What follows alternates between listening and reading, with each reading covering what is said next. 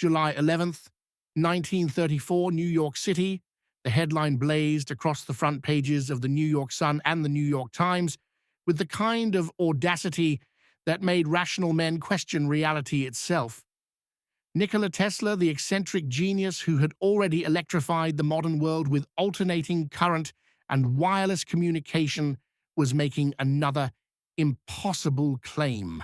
At 78 years old, living in reduced circumstances in the New Yorker hotel, surviving on crackers and milk, the Serbian immigrant announced he had invented the ultimate weapon, not a bomb, not a gun, a beam of pure, invisible death that could vaporize enemy aircraft from 200 miles away, that could melt tank armor from across the horizon, that could kill infantry by the thousands without a single bullet fired. He called it teleforce. The scientific establishment called it madness. The military called it impossible.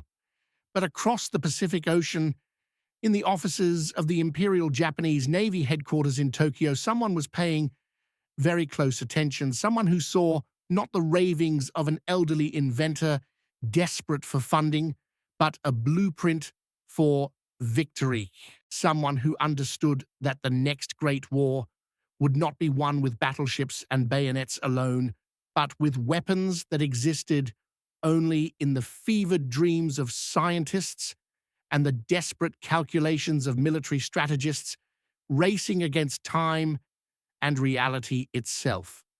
The death ray. It sounds like something ripped from the pages of pulp science fiction magazines, the kind of ridiculous weapon that Buck Rogers might wield against alien invaders in Saturday morning serials, or that Flash Gordon would use to battle Ming the Merciless. Children played with toy ray guns made of tin. Comic strips depicted heroes shooting beams of light from handheld devices.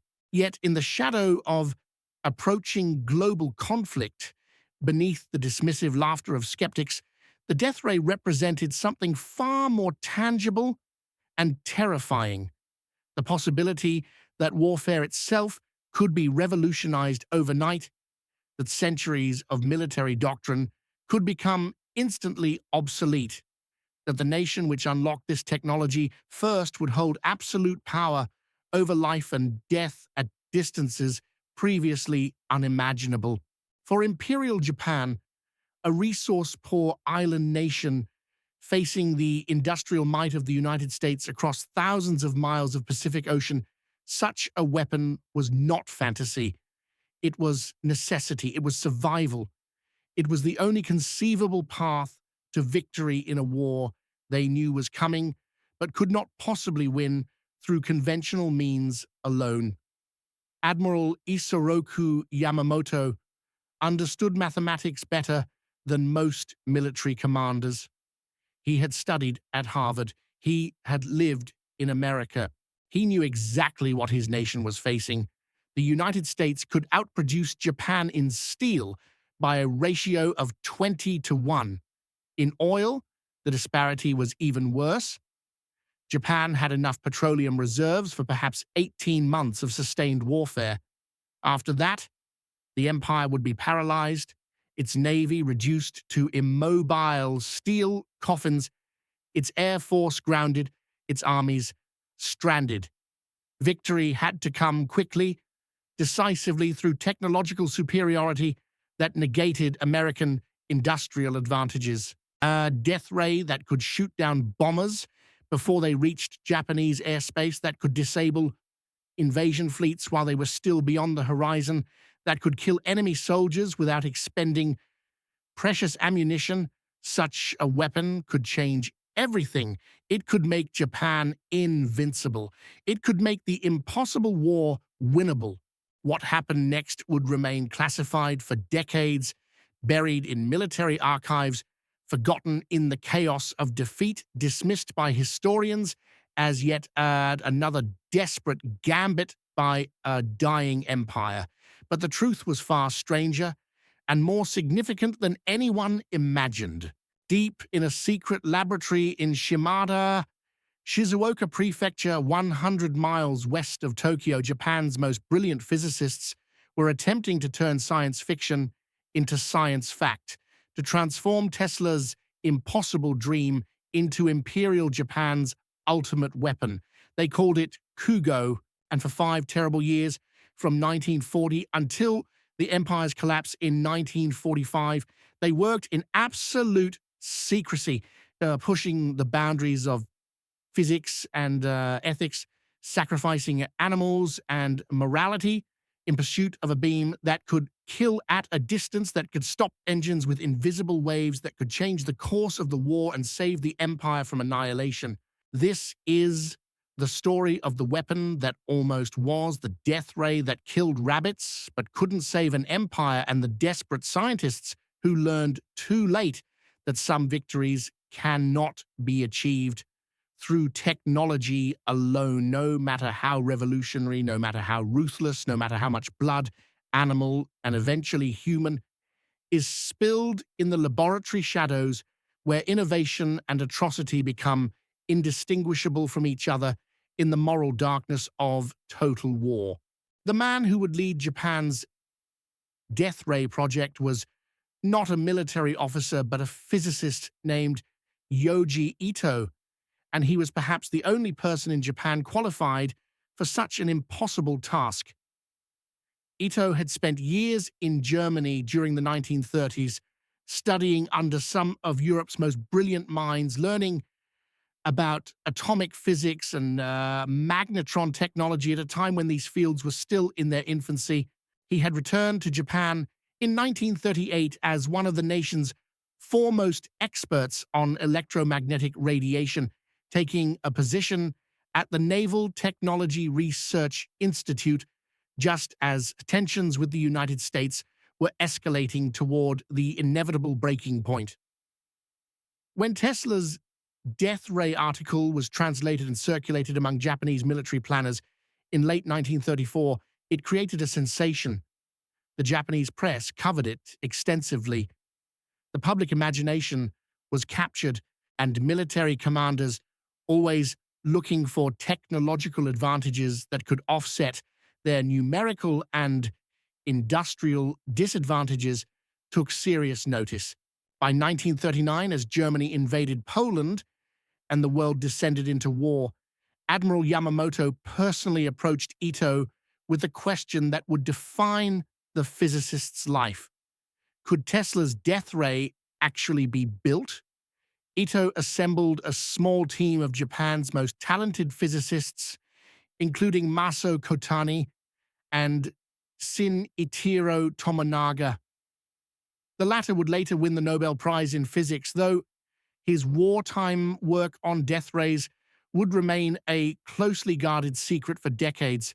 They studied Tesla's published descriptions carefully, running calculations, analyzing the engineering requirements, considering the physical principles involved. Tesla claimed his weapon would accelerate microscopic tungsten pellets to tremendous velocities using electrostatic repulsion, creating a particle beam that could punch through anything at ranges exceeding 200 miles. The amount of electrical energy required was staggering. Tesla estimated each weapon station would need to generate 60 million volts continuously. The infrastructure alone would cost $2 million, an astronomical sum in 1940, and require a power plant of unprecedented size. Ito and his team reached the same conclusion that American and British scientists had already arrived at. Like, Tesla's original concept was impossible with existing technology. The energy requirements were beyond anything that could be practically generated or contained. The acceleration mechanism Tesla described violated several well-understood principles of electrical engineering.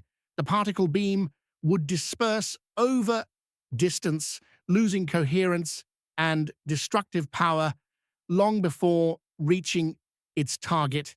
It was a beautiful idea, mathematically elegant in places, but ultimately unworkable.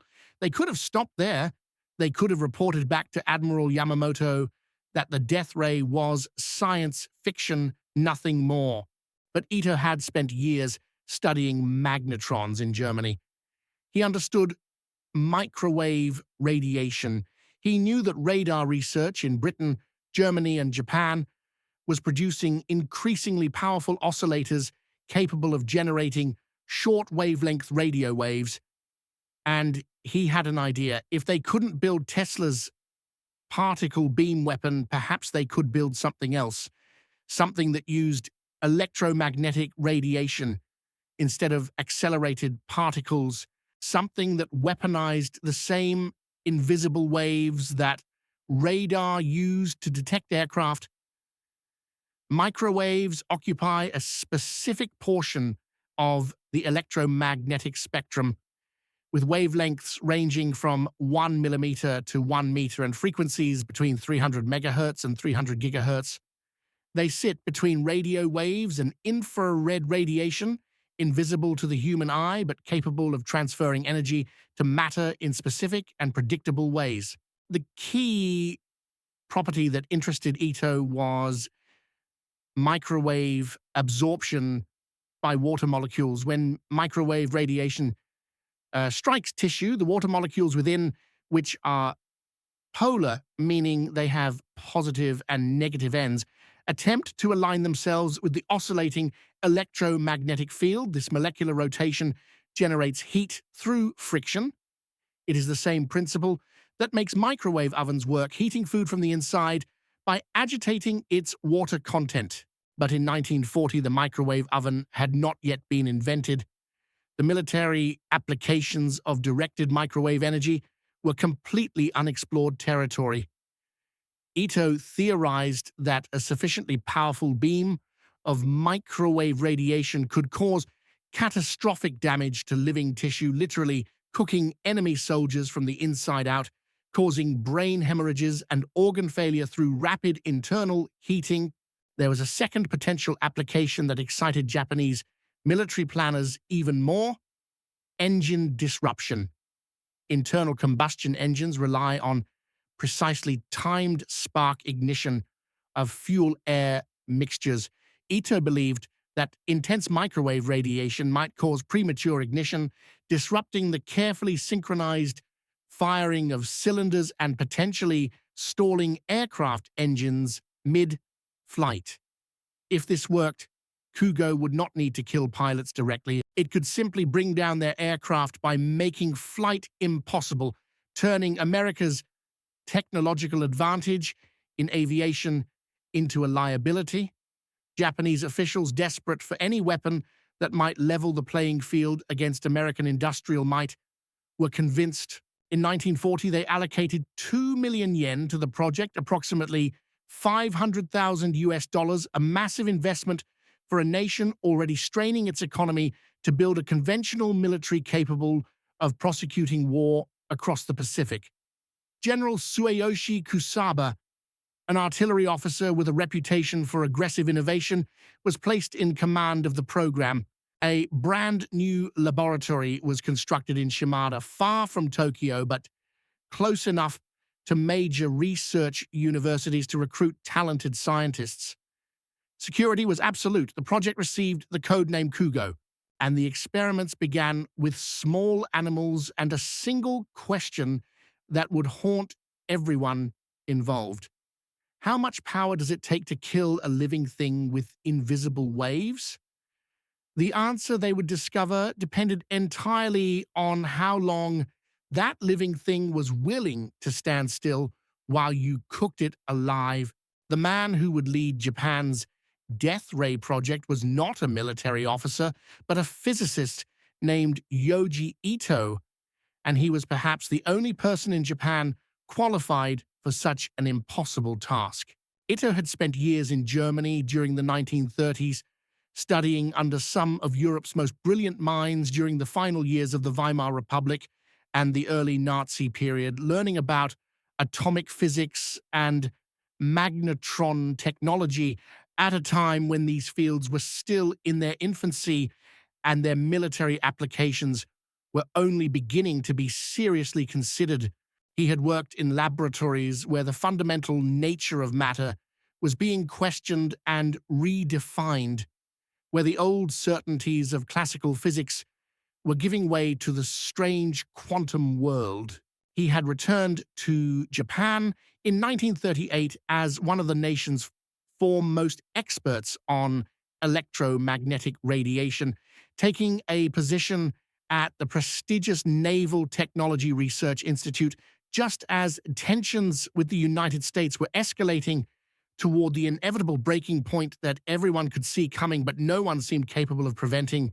When Tesla's death ray article was translated and circulated among Japanese military planners in late 1934, it created an immediate sensation that reverberated through military and scientific circles alike.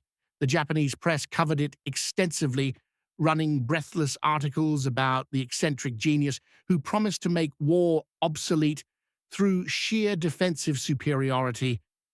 The public imagination was captured by visions of invisible beams that could strike down aircraft from beyond the horizon, and military commanders, always desperately seeking technological advantages that could offset their enormous numerical and industrial disadvantages against potential enemies, took very serious notice.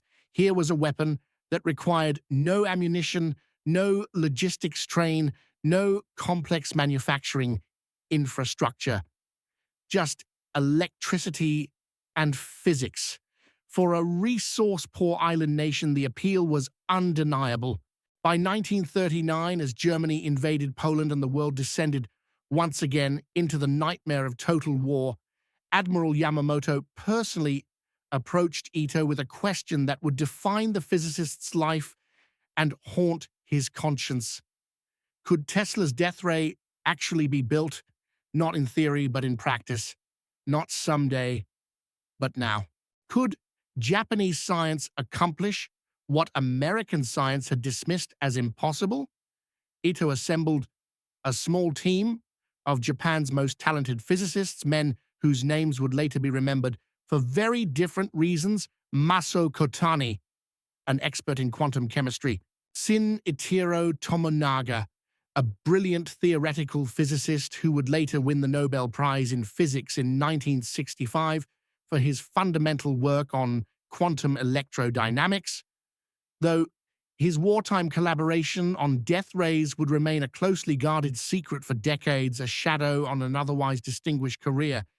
They studied Tesla's published descriptions carefully, spending weeks running calculations, analyzing the engineering requirements, considering the physical principles involved, searching for ways to make the impossible merely improbable. Tesla claimed his weapon would accelerate microscopic tungsten pellets to tremendous velocities using electrostatic repulsion, creating a focused particle beam that could punch through aircraft aluminum, tank armor, even concrete fortifications at ranges exceeding 200 miles. The amount of electrical energy required was staggering, almost beyond comprehension. Tesla estimated each weapon station would need to generate 60 million volts continuously, requiring transformers and capacitors of unprecedented size and sophistication. The infrastructure alone would cost $2 million, an astronomical sum in 1940, equivalent to roughly $40 million today, and require a dedicated power plant capable of output that rivaled small cities. The weapon would be enormous, immobile, purely defensive, but if it worked, a single installation could create an impenetrable dome of protection 200 miles in radius, making invasion impossible. Ito and his team reached the same conclusion that American and British scientists had already arrived at independently. Tesla's original concept was impossible with existing technology. The energy requirements were beyond anything that could be practically generated, stored, or contained without massive facilities that would themselves be obvious targets for conventional bombing. The acceleration mechanism Tesla described violated several well-understood principles of electrical engineering. The particle beam would disperse over distance, losing coherence and destructive power long before reaching its target, scattered by interactions with air molecules and the Earth's magnetic field. The calculations were unforgiving. The physics was uncooperative. It was a beautiful idea, mathematically elegant in places, but ultimately unworkable within any reasonable time frame. They could have stopped there. They could have reported back to Admiral Yamamoto that the death ray was science fiction, nothing more, another dead end in the search for wonder weapons. But Ito had spent years studying magnetrons in Germany. He understood microwave radiation in ways that few people in the world did at that time. He knew that radar research in Britain, Germany, and Japan was producing increasingly powerful oscillators capable of generating short wavelength radio waves with remarkable efficiency. And he had an idea that would transform the project from impossible to merely extremely difficult. If they couldn't build Tesla's particle beam weapon, perhaps they could build something else. Something that used electromagnetic radiation instead of accelerated particles, something that weaponized the same invisible waves that radar systems used to detect aircraft approaching through darkness and clouds. Microwaves occupy a specific portion of the electromagnetic spectrum, with wavelengths ranging from 1 millimeter to 1 meter, and frequencies between 300 megahertz and 300 gigahertz. They sit between longer radio waves and shorter infrared radiation, invisible to the human eye but capable of transferring energy to matter in specific and predictable ways.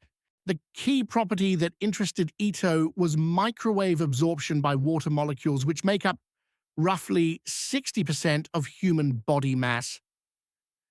When microwave radiation strikes tissue, the water molecules within, which are polar, meaning they have positive and negative ends, attempt to align themselves with the rapidly oscillating electromagnetic field rotating billions of times per second. This molecular rotation generates heat through friction at a cellular level. It is the same principle that makes microwave ovens work, heating food from the inside by agitating its water content. But in 1940, the microwave oven had not yet been invented.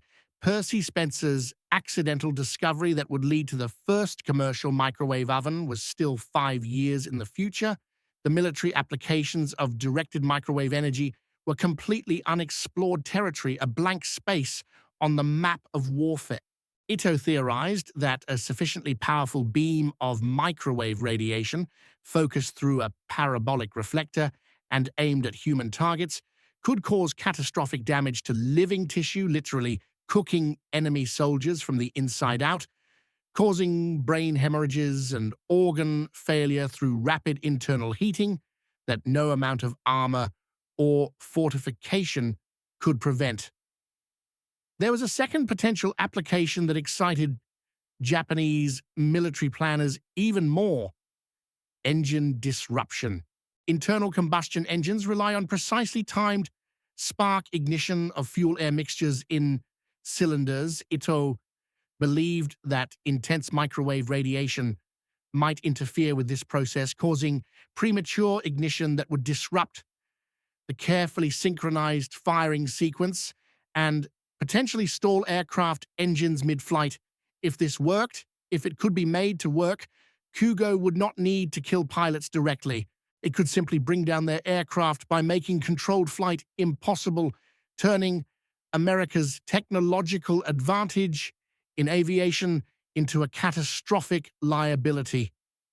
Japanese officials, desperate for any weapon that might level the playing field against overwhelming American industrial might, were instantly convinced.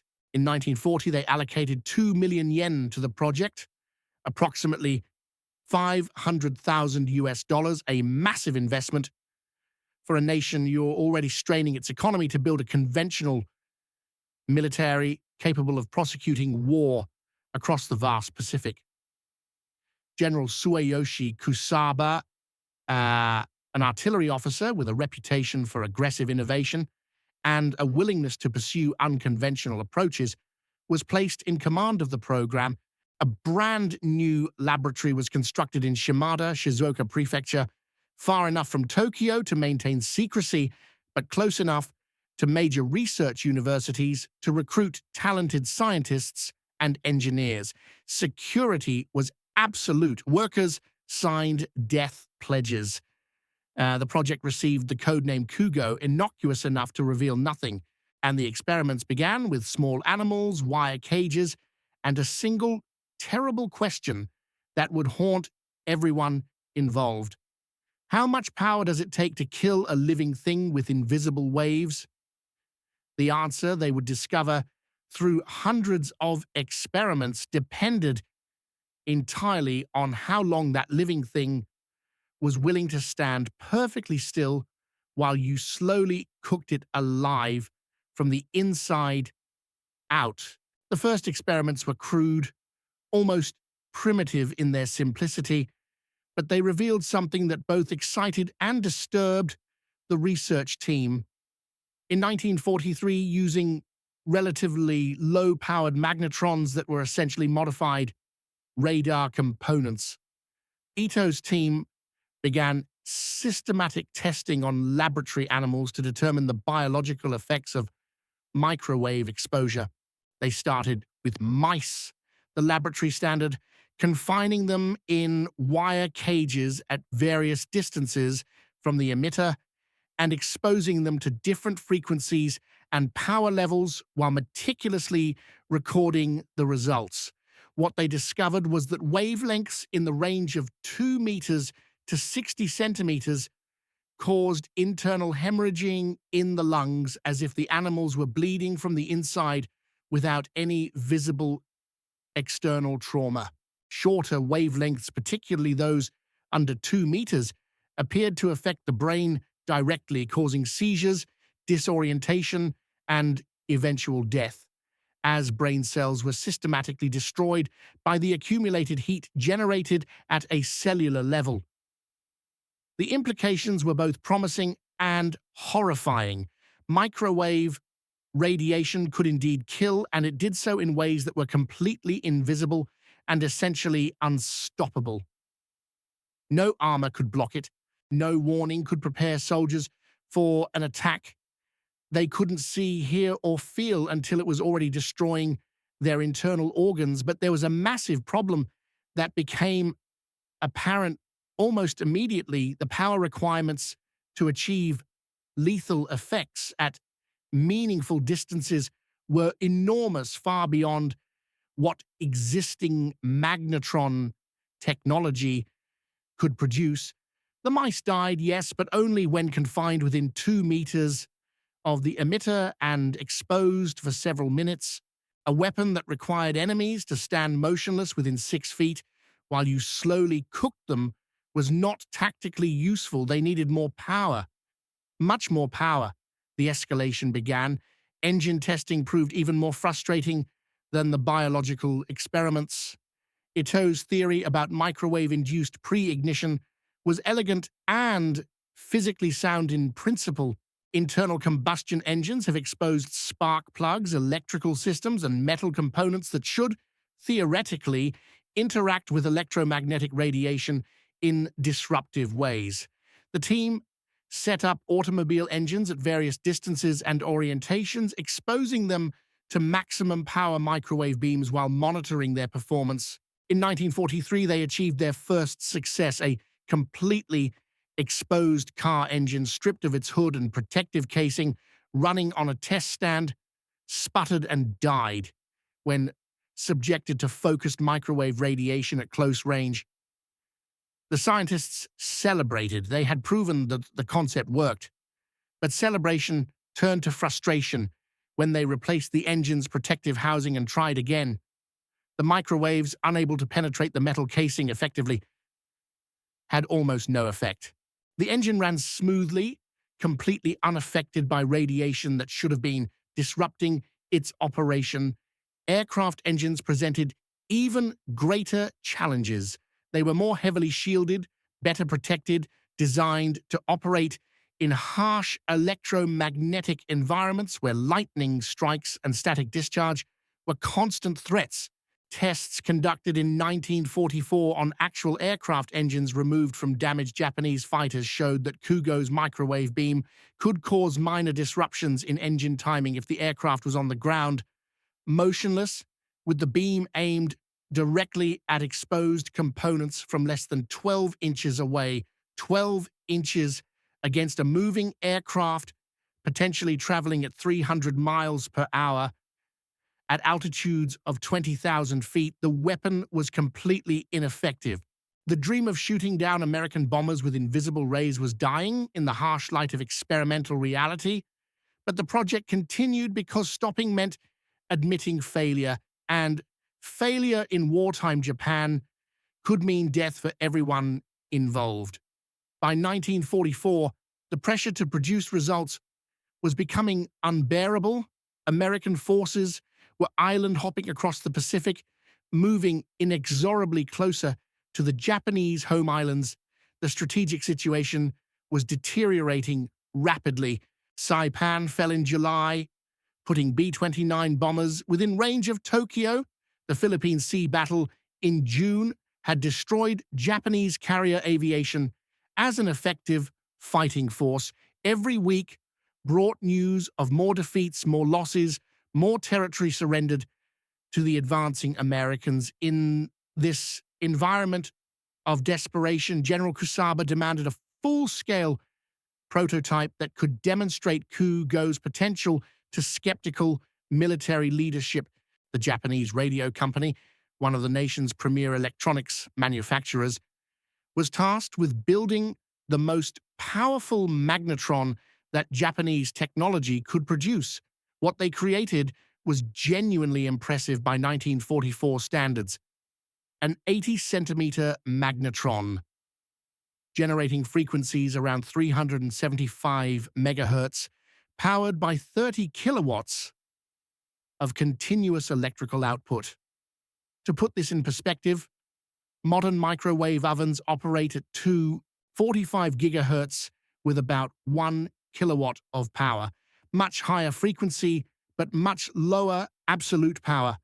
The Kugo prototype was a brute force approach, trying to compensate for technological limitations with raw electrical energy. The magnetron fed into a dipole antenna positioned at the focal point of a 1-meter ellipsoid reflector, focusing the microwave beam as tightly as physics would allow, given the relatively long wavelength involved. The entire assembly was mounted on a rotating platform, giving it a vaguely artillery-like appearance. It looked like a weapon. The question was whether it could actually function as one.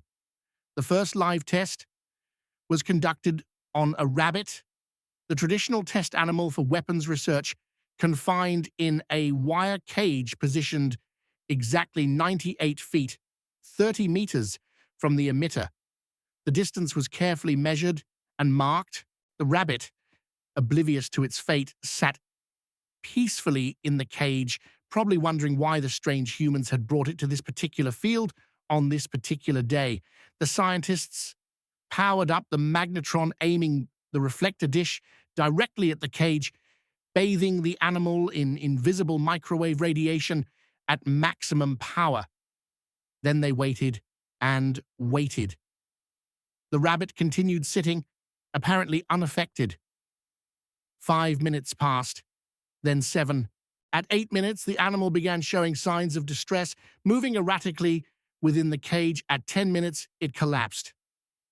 The autopsy would later reveal massive internal hemorrhaging and organ damage consistent with rapid heating of tissues. The weapon had worked. Technically speaking, it had killed a stationary rabbit at 30 meters after 10 minutes of continuous exposure. In 10 minutes. In combat, 10 minutes is an eternity.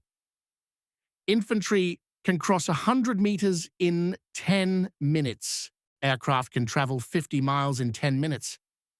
Even a soldier walking slowly and casually could move from the effective range of Kugo to complete safety in far less than 10 minutes. But the team pressed on with more tests.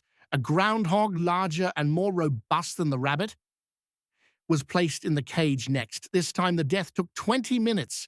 20 minutes of continuous microwave exposure at maximum power, draining enormous amounts of electricity to kill one groundhog. The scientists wanted to test on monkeys, which would provide better analogs for human targets given their similar physiology, but wartime shortages made obtaining primates impossible. The weapon was failing by every practical military standard, but the reports sent to General Kusaba emphasized the successes. Yes, the weapon kills living targets. Yes, with more power and better focusing, we can extend the range and reduce the time. Yes, victory is possible if we just had more resources, more time, more funding. The desperation was becoming palpable. The gap between what they were achieving and what they had promised growing wider with every failed test. Despite the disappointing test results, or perhaps because of them, the scope of the Kugo project actually expanded in 1945 as Japan's strategic situation became increasingly desperate. American bombers were now striking Japanese cities with impunity. The firebombing of Tokyo in March 1945 killed an estimated 100,000 people in a single night, more casualties than either of the atomic bombs would later inflict individually. Japanese air defenses were collapsing. Fighter aircraft were being husbanded for kamikaze attacks rather than conventional interception missions because fuel and trained pilots were in critically short supply. The empire was dying, consumed by flames dropped from aircraft flying at altitudes where Japanese fighters could barely reach them. In this environment, the promise of a weapon that could disable aircraft without requiring skilled pilots or precious aviation fuel seemed more attractive than ever, regardless of how poorly that weapon had actually performed in testing. Ito and his team developed ambitious plans for a second-generation Kugo that would address the power limitations that had plagued the initial prototype. The new design called for 4 magnetrons operating in parallel, each producing 250 to 300 kilowatts of output power, feeding into a vastly larger parabolic reflector measuring 10 meters in diameter. The combined system would generate over 1 megawatt of focused microwave energy, representing a more than 30-fold increase in power compared to the first prototype. The physicists calculated that this enhanced weapon system could theoretically kill a rabbit at 1 kilometer distance in approximately 10 minutes, or achieve the same lethal effect at 30 meters in only 20 seconds. It was progress, at least on paper. The problem was that the weapon system would require an enormous dedicated power plant, would be completely immobile, would be highly vulnerable to conventional bombing, and would still only be effective against stationary targets or aircraft approaching at very specific angles and speeds. The cost estimates were staggering. Building the 4 advanced magnetrons alone would consume resources equivalent to manufacturing dozens of conventional aircraft. The power generation equipment would require copper wiring that was desperately needed for other military applications. The 10-meter reflector would demand precision manufacturing capabilities that were increasingly scarce as American bombing degraded Japanese industrial infrastructure. And all of this investment would produce a single weapon installation with a theoretical maximum effective range of perhaps 1 kilometer against biological targets and essentially zero effectiveness against protected mechanical systems like aircraft engines. The military leadership was beginning to ask uncomfortable questions about resource allocation. Why invest millions of yen in an experimental weapon that might kill soldiers one at a time when that same money could produce conventional anti-aircraft guns, ammunition, and the infrastructure to support them. The pressure on General Kusaba and Dr. Ito to deliver results was intensifying.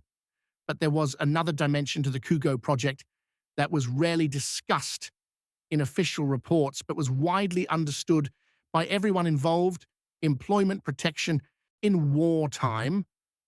Japan, military-age men not engaged in vital war work were subject to conscription and deployment to the front lines, where casualty rates were approaching catastrophic levels. Soldiers sent to defend Pacific Islands were dying at rates exceeding 90%, cut down by American firepower, or starving to death after supply lines were severed. Being assigned to a high-priority research project like Kugo meant safety, regular meals, exemption from combat duty, and the possibility of surviving the war. For many of the scientists and engineers working in Shimada, the Death Ray project was literally a life-saving assignment, regardless of whether the weapon itself ever worked. This created perverse incentives. The more the project struggled, the more resources it consumed, the longer it continued, the better it was for the people involved. Success would mean deployment to the field, exposure to American bombing, and eventual obsolescence once the weapon proved tactically limited. Failure, paradoxically, meant continued funding, continued research, and continued survival. The same dynamic was playing out across all of the Axis powers' wonder weapon programs, and German scientists were pursuing jet aircraft, rocket-powered interceptors, acoustic homing torpedoes, heat-seeking anti-aircraft missiles, infrared night vision systems, nerve gas, and, yes, their own versions of death rays.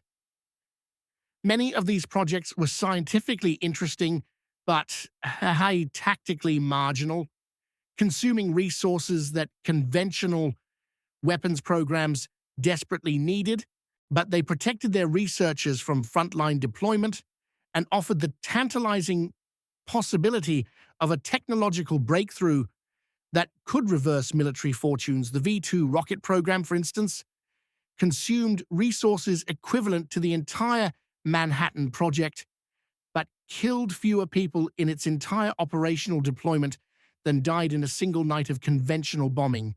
Yet, it continued to receive priority funding and support until the very end of the war because it represented hope, the possibility of victory through superior technology, and employment for thousands of scientists and engineers who would otherwise have been sent east to die fighting Soviet tanks. Dr. Ito understood this dynamic perfectly well, though he never acknowledged it explicitly in his reports or correspondence. He was caught between genuine scientific curiosity about microwave weapons, patriotic duty to his nation, moral qualms about developing instruments of mass killing, and the practical reality that ending the program might mean death for himself and his colleagues. The work continued, but the enthusiasm that had characterized the early years was fading. Test results were increasingly difficult to spin positively. The theoretical calculations for the second-generation system showed that even with a megawatt of power and perfect focusing, the weapon would require targets to remain stationary for minutes at minimum effective ranges measured in hundreds of meters rather than miles. It was becoming clear to everyone involved that Kugo would never become the war-winning superweapon that Admiral Yamamoto had envisioned back in 1939. The final months of the project took on a surreal quality. Scientists went through the motions of conducting experiments and filing reports, while American submarines strangled Japan's supply lines and American bombers systematically destroyed the nation's industrial capacity.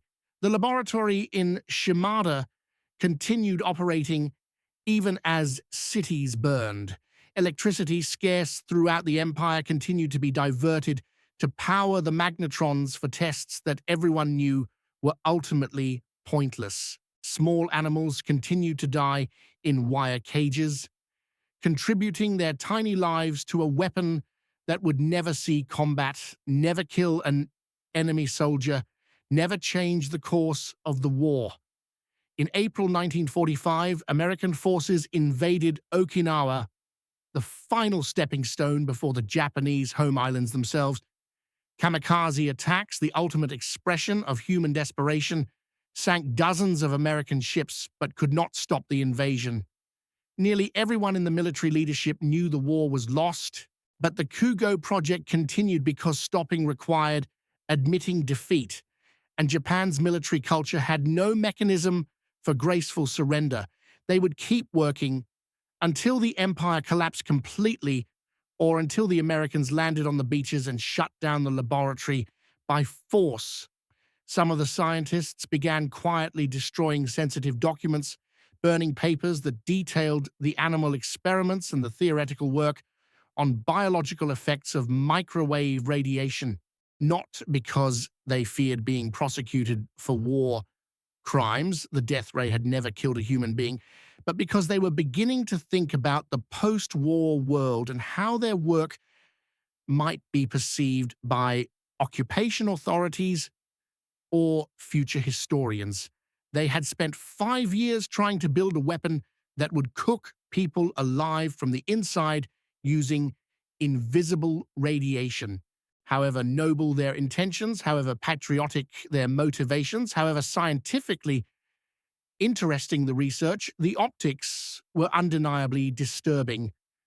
Better to destroy the evidence and claim the project had been focused purely on engine disruption for defensive purposes.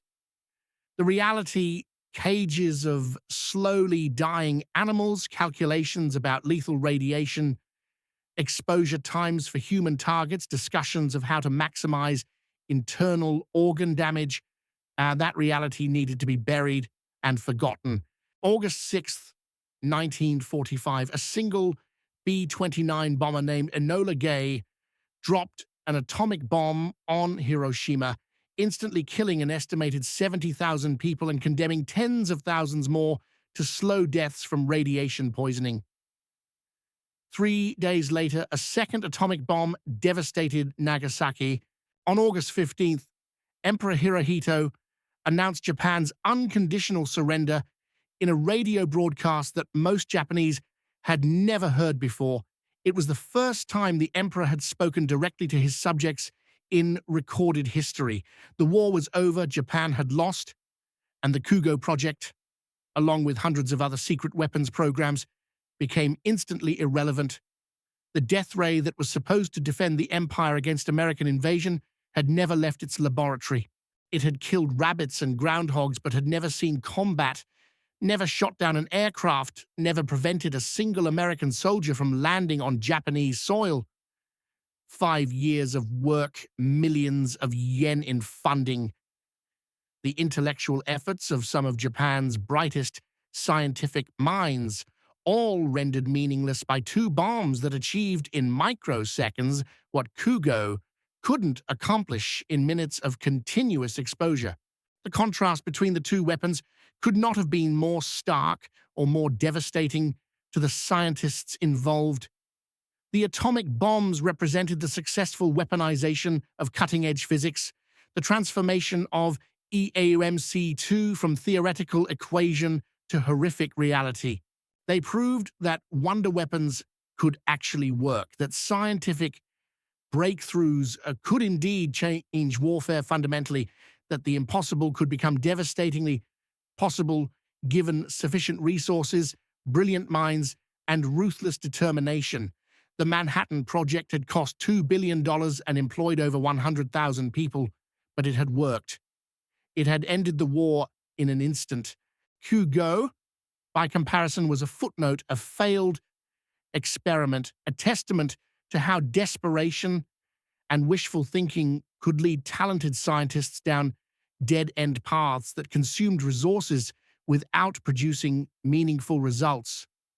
American occupation forces arrived in Japan in late August, and early September, taking control of military installations, securing weapons stockpiles, and confiscating documentation of Japanese military research programs.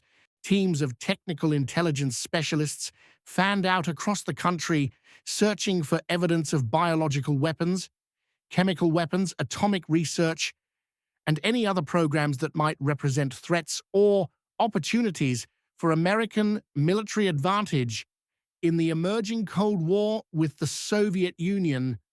The Kugo laboratory in Shimada was identified and secured. Dr. Ito and his colleagues were interrogated extensively about their work. They handed over surviving documentation, explaining the project's goals, methods, and notably disappointing results.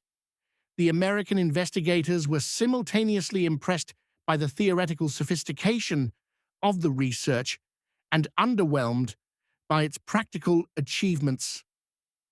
The technical reports compiled by American analysts after the war reveal a mixture of scientific interest and barely concealed amusement at the impracticality of the Japanese death ray. One declassified document notes that the weapon succeeded in killing a rabbit at 30 meters after 10 minutes of exposure, demonstrating biological effects of microwave radiation, but no tactical utility whatsoever. Another report observes that the theoretical calculations for an improved system requiring 1 megawatt of power to achieve lethal effects at 1 kilometer would necessitate infrastructure vulnerable to conventional bombing and consume electrical resources equivalent to a small city. The conclusion was clear. The Japanese had pursued an interesting scientific dead end that never came close to producing a viable weapon. The Americans filed away the documentation, classified much of it for security purposes, and moved on to more promising areas of captured research. But the story of Kugo didn't end with Japan's surrender. The theoretical principles that had guided Ito's research that focused microwave radiation could cause biological damage and potentially disrupt electronic systems would resurface repeatedly in subsequent decades as microwave technology advanced. During the Cold War, both American and Soviet researchers investigated directed energy weapons, including microwave-based systems, conceptually similar to Kugo but far more sophisticated. The Americans developed the active denial system, a millimeter wave weapon designed for crowd control that causes intense pain by heating the surface of skin without causing permanent damage. The Soviets allegedly conducted research on microwave weapons designed to disorient or incapacitate targets through neurological effects. In the 21st century, concerns about microwave attacks causing Havana syndrome in American diplomats have renewed interest in the biological effects of directed electromagnetic radiation. Modern military forces have also successfully deployed microwave weapons for electronic warfare purposes. High-power microwave systems can disable or destroy electronic equipment, frying circuits, and rendering guidance systems inoperative. These weapons work against modern electronics in ways that Ito's system never could against 1940s mechanical engines, precisely because contemporary military systems are far more dependent on vulnerable solid-state electronics. The proliferation of computers, sensors, and communication systems in modern warfare has created an electromagnetic attack surface that simply didn't exist during World War II. In a sense, the tactical environment has evolved to the point where directed energy weapons are finally becoming viable 75 years after the Kugo project failed to make them work. Dr. Shinichiro Tomonaga, the Nobel Prize-winning physicist who had worked on Kugo during the war, rarely spoke about his involvement with the project in his later years. When pressed by historians and journalists, he acknowledged his wartime work but emphasized that the death ray had been purely defensive in concept and had never progressed beyond animal testing.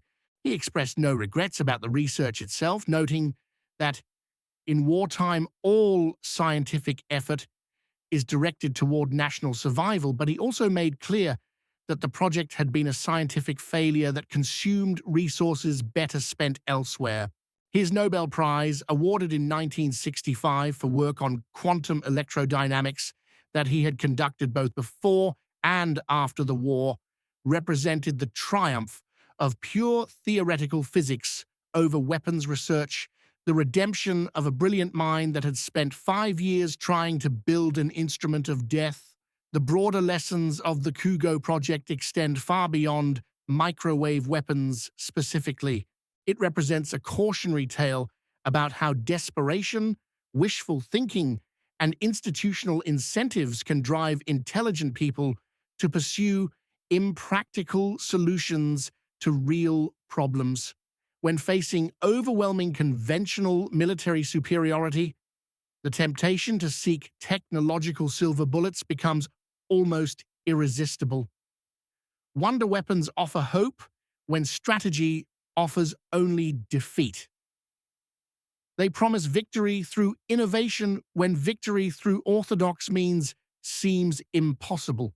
But they also consume resources, distract from more achievable objectives, and create organizational structures with vested interests in continuing failed programs.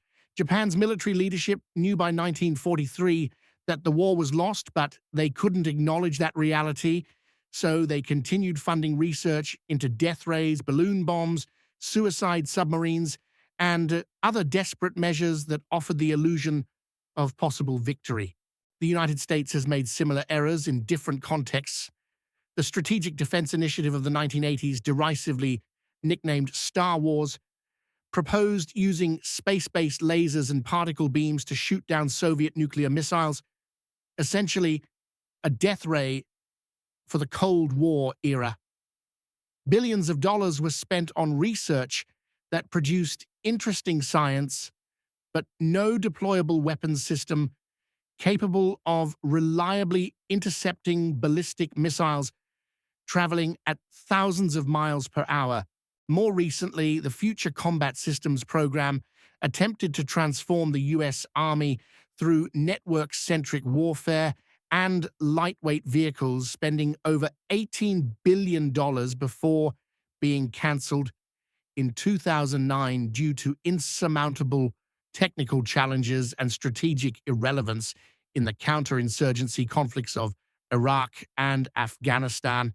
The parallels to Kugo are obvious: ambitious goals, cutting-edge technology, institutional momentum that persists despite mounting evidence of failure, and eventual cancellation when reality can no longer be denied. Perhaps the most important legacy of the Kugo project is what it reveals about the relationship between science and ethics in wartime. The physicists who worked on the death ray were not monsters. They were patriots trying to defend their nation, using the only weapons they had available, their knowledge and intellect. They convinced themselves that building a weapon designed to cook people alive from the inside was morally acceptable because it might save Japanese lives by deterring American invasion. This rationalization is identical to the one offered by the Manhattan Project scientists who built atomic bombs. Yes, the weapon is horrific, but the alternative, a conventional invasion of Japan, would cost even more lives. Both groups of scientists face the same fundamental moral question: is it ethical to develop weapons of mass destruction when you believe your nation's survival is at stake? The American scientists answered yes and succeeded in building weapons that killed hundreds of thousands of people but arguably shortened the war. The Japanese scientists answered yes and failed, building weapons that killed only laboratory animals but consumed resources that might have saved lives if spent on food, medicine, or conventional defense? There are no simple answers to these moral questions, no clear, bright lines separating justified weapons research from atrocity. The scientists who worked on Kugo probably went to their graves believing they had done nothing wrong, that they had fulfilled their duty to their nation, that the project's failure was a matter of physics and engineering rather than ethics, and perhaps they were right. Or perhaps, in the final analysis, the greatest lesson of the death ray that never was is that some weapons should never be built, some lines should never be crossed, and some prices are too high to pay even for national survival. The rabbits and groundhogs who died in wire cages in Shimada Laboratory couldn't answer that question. Neither, ultimately, could the scientists who killed them in the name of defending an empire that was already doomed. The post-war fate of the Kugo scientists varied considerably, reflecting the complex moral landscape of occupied Japan and the American authorities' pragmatic approach to former enemy researchers. Unlike Nazi rocket scientists who were actively recruited through Operation Paperclip to help American missile and space programs, the Japanese death ray team had no equivalent value to offer. Their research had dead-ended. The principles they had explored were well understood by Allied scientists. The technology they had developed was obsolete or impractical. There would be no dramatic rehabilitation, no second careers, building weapons for their former enemies, no migration to American laboratories.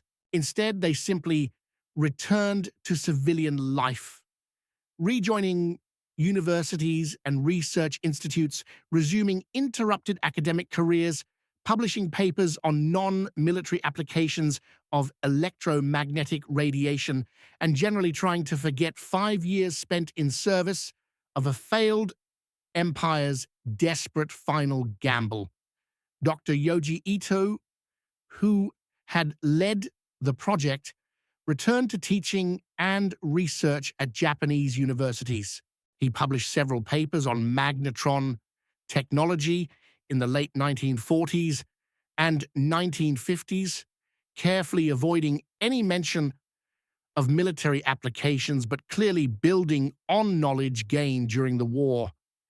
He never achieved the international recognition that might have been his had he spent those 5 years on pure research rather than weapons development, but he remained a respected figure in Japanese physics until his retirement. General Sueyoshi Kusaba, the military officer who had overseen the project, faced a less comfortable post-war existence. He was interrogated extensively by occupation authorities about Japanese secret weapons programs and spent several years living under the shadow of potential war crimes prosecution, though ultimately no charges were filed against him specifically for the Kugo project. He died in relative obscurity in the 1960s. The laboratory itself in Shimada was dismantled shortly after the occupation began. The magnetrons were destroyed or shipped back to the United States for technical evaluation. The reflectors were scrapped for metal. The buildings were repurposed for civilian use or demolished. Within a year of the war's end, there was virtually no physical evidence that the Death Ray project had ever existed. The documents that survived American confiscation were scattered across various archives, classified and forgotten, slowly declassifying over subsequent decades as they lost whatever strategic significance they might once have possessed. Today, the complete technical documentation of the Kugo project is publicly available through the U.S. National Archives, a testament to both American thoroughness in documenting captured enemy research and to the fundamental irrelevance of that research to subsequent military development. The broader Japanese secret weapons program, of which Kugo was just one component, included dozens of projects of varying practicality and desperation. The Fugo fire balloons that floated across the Pacific on the jet stream to drop incendiary bombs on American forests represented surprisingly sophisticated meteorology and engineering, but achieved minimal strategic effect. The Oka rocket-powered kamikaze aircraft was essentially a manned missile, reflecting the ultimate desperation of a nation willing to turn pilots into munitions. The I-400 class submarines, the largest built until nuclear ballistic missile submarines appeared in the 1960s, were designed to launch aircraft strikes against the Panama Canal, an ambitious plan that never came close to execution. Fukuryu suicide divers with underwater mines attached to bamboo poles represented the nadir of defensive desperation. None of these weapons changed the war's outcome. Most never saw combat. They existed primarily as evidence of Japan's refusal to accept the inevitable. Technological optimism in the face of strategic catastrophe. The United States, it should be noted, pursued plenty of impractical wonder weapons itself during World War II and beyond. The Norden bomb sight, though more successful than Kugo, was vastly oversold in terms of its precision capabilities and was so highly classified that it probably helped enemy forces more by revealing American overconfidence than it hurt them through actual bombing accuracy. The Bat Bomb project, which attempted to use bats carrying tiny incendiary devices to burn down Japanese cities, consumed resources and achieved nothing beyond humorous historical footnotes. Project Pigeon, in which B.F. Skinner tried to develop behaviorally conditioned pigeons as guidance systems for missiles, was scientifically interesting but tactically absurd. Every nation in World War II wasted resources on impractical weapons because the pressure to innovate, to find that one breakthrough that could change everything, was simply too great to resist.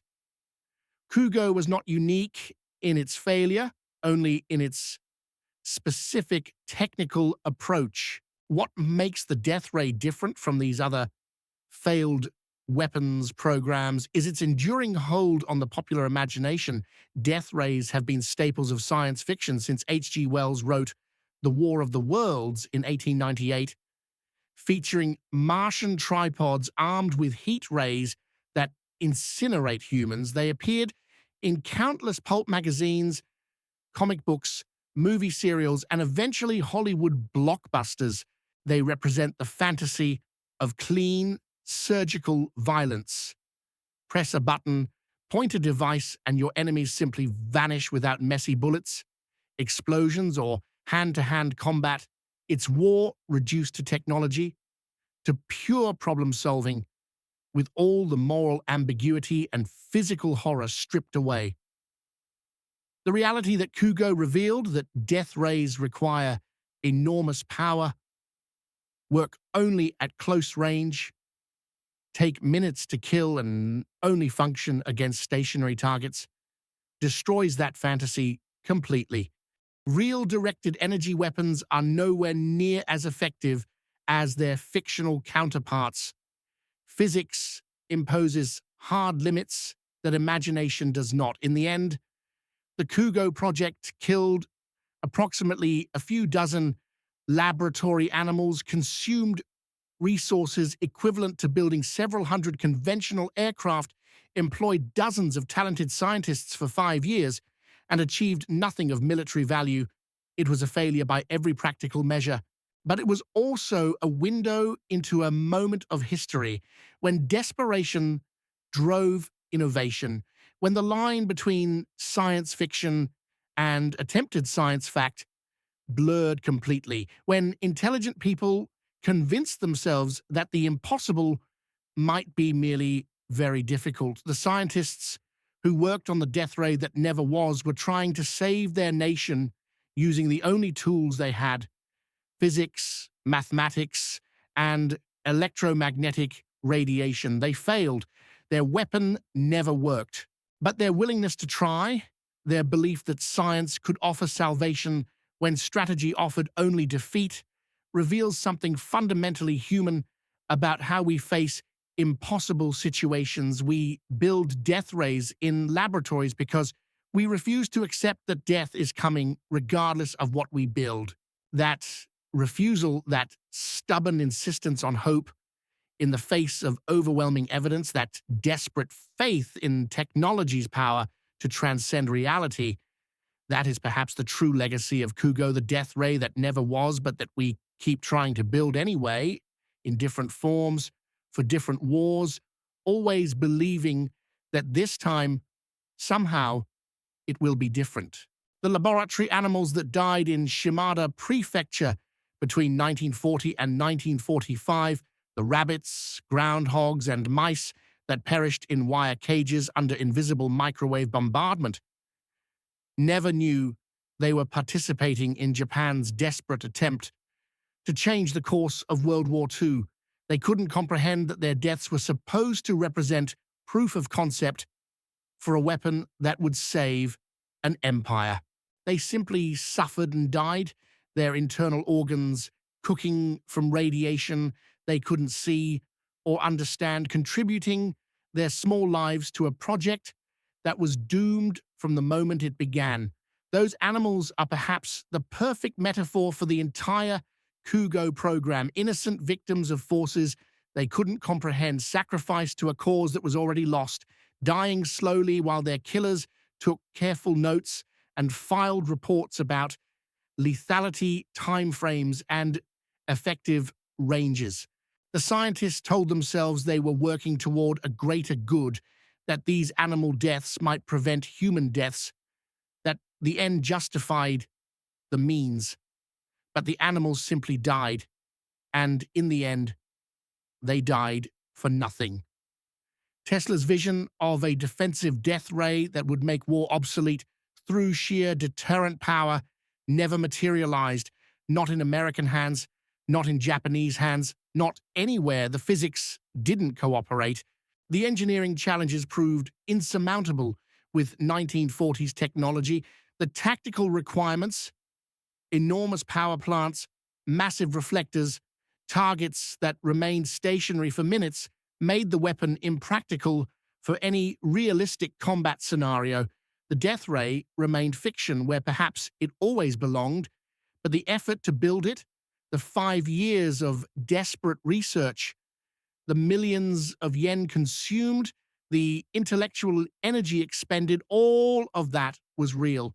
The Kugo project represents a moment frozen in time when the outcome of World War II still seemed uncertain to the Japanese military leadership, when technological innovation still appeared to offer a path to victory, when scientists could believe their research might actually matter. The broader lesson transcends the specific failure of microwave weapons. It speaks to how nations behave when facing existential threats, how desperation drives innovation down impractical paths, how institutional momentum keeps failed projects alive long after rational analysis would dictate termination. Japan knew it was losing the war by 1943, probably earlier, but admitting defeat was culturally impossible, so instead they pursued wonder weapons, death rays, fire balloons, suicide submarines, rocket aircraft, none of which could possibly reverse the fundamental strategic reality that American industrial capacity was simply overwhelming. The Kugo scientists worked diligently, conducted rigorous experiments, compiled detailed reports, and achieved nothing of military value, yet stopping would have required acknowledging that the war was lost, that the sacrifices were meaningless, that surrender was inevitable. So they continued, maintained the pretense, killed more animals, filed more reports, and waited for the end.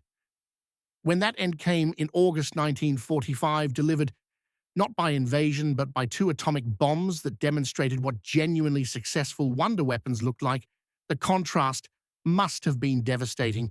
The Manhattan Project had succeeded where Kugo failed, transforming theoretical physics into devastating reality, ending the war in microseconds that Kugo couldn't match in minutes of continuous exposure.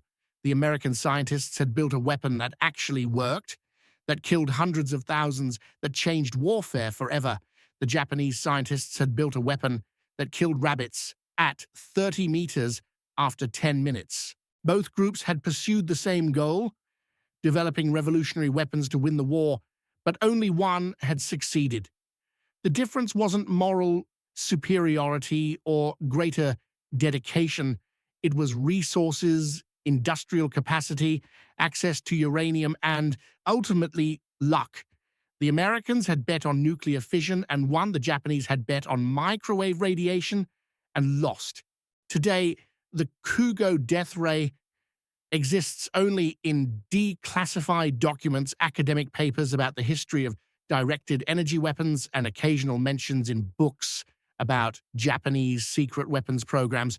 The laboratory in Shimada is long gone. The scientists are dead.